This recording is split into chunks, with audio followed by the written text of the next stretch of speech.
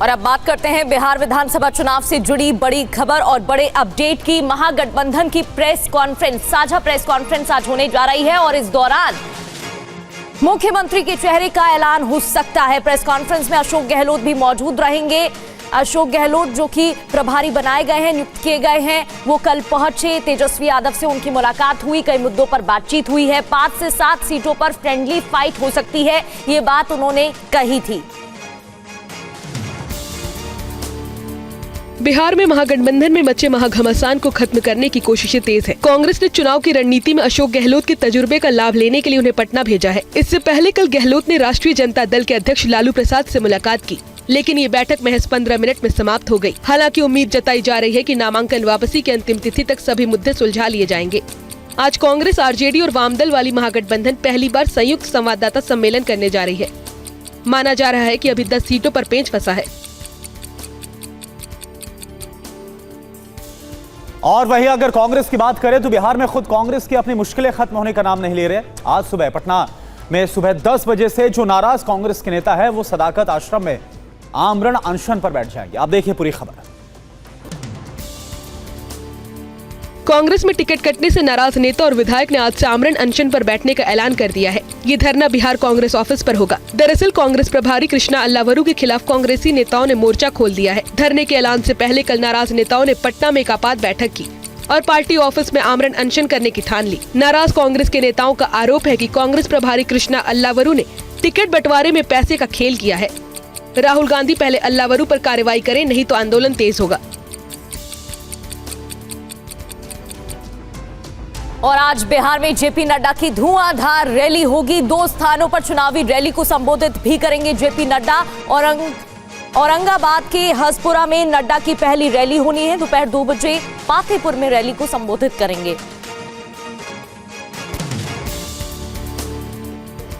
BJP अध्यक्ष JP Nadda आज बिहार में 2 जगहों पर चुनावी रैलियों को संबोधित करेंगे। उनकी पहली जनसभा औरंगाबाद की गोह विधानसभा में होगी, जहां दोपहर 12 बजे के करीब वो हसपुरा के हाई स्कूल मैदान में बीजेपी प्रत्याशी रणविजय सिंह के समर्थन में प्रचार करेंगे।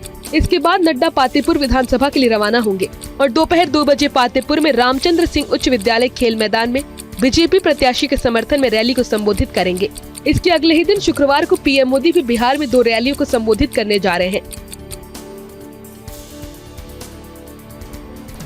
बिहार में चुनाव प्रचार के बीच बाढ़ इलाके में आरजेडी प्रत्याशी को विरोध का सामना करना पड़ा।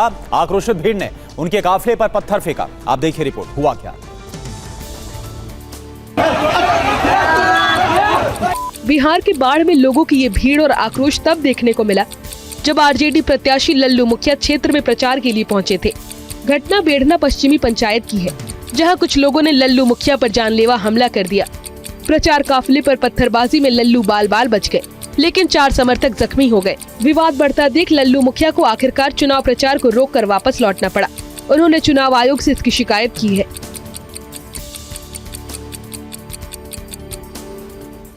और अब बात करते हैं हाजीपुर के दौलतगंज की, जहां बीजेपी कार्यकर्ता के साथ मारपीट का मामला सामने आया है। चुनावी रंजिश कारण बताया जा रहा है। क्या है पूरा मामला, रिपोर्ट देखिए।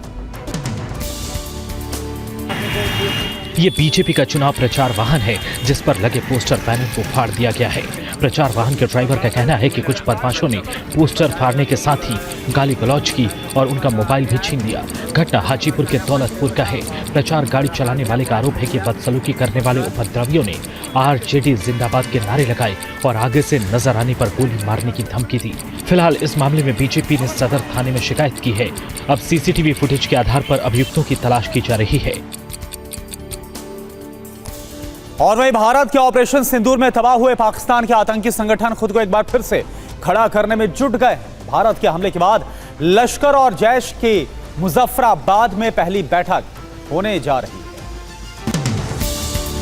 खुफिया एजेंसियों की रिपोर्ट के मुताबिक 2 नवंबर को मुजफ्फराबाद में होने वाली आतंकियों की बैठक में भारत के मोस्ट वांटेड भी शामिल हो रहे हैं। वीडियो में देखा जा सकता है कि मुजफ्फराबाद में आतंकियों की अगवानी के लिए बाकायदा स्टेज सजाई गई है। रेड कारपेट बिछाए गए हैं और दीवारों पर पोस्टर्स चस्पा किए गए हैं। पोस्टर्स में ऑपरेशन सिंदूर में मारे गए आतंकियों को शहीद बताया गया है। सूत्रों की माने तो ये रैली विशेष तौर पर जैश में महिलाओं की भर्ती के लिए की जा रही है। खबर है कि भारत विरोधी अभियान के लिए बड़े पैमाने पर चंदा भी इकट्ठा किया जा रहा है।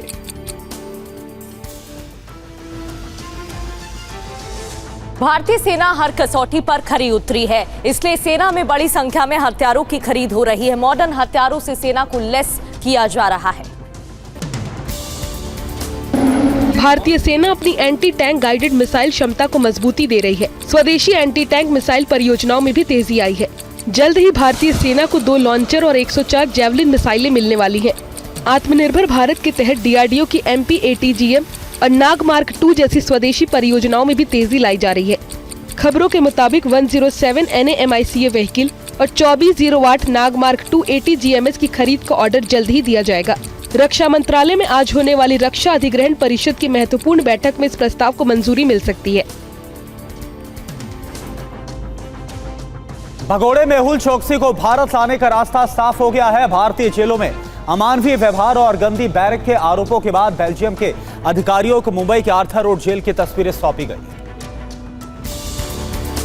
भगोड़े मेहुल चौकसी के लिए बैरक नंबर 12 तैयार है। ये तस्वीरें उस आर्थर रोड जेल की है जो चौकसी का अगला ठिकाना होने वाला है।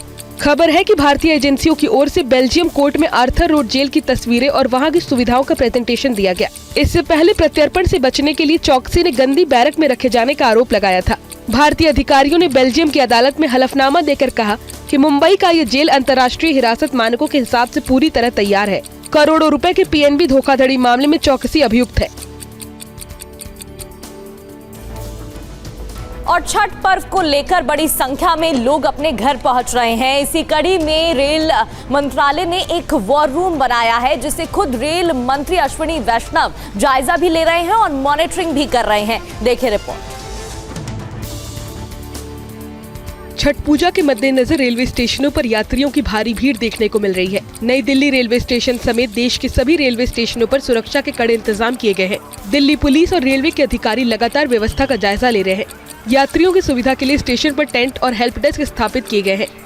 लोगों को पहले परेशानी होती थी, अब ठीक है। खाने पीने का भी जो होटल लंच, AC लंच ऊपर में बनी हुई है।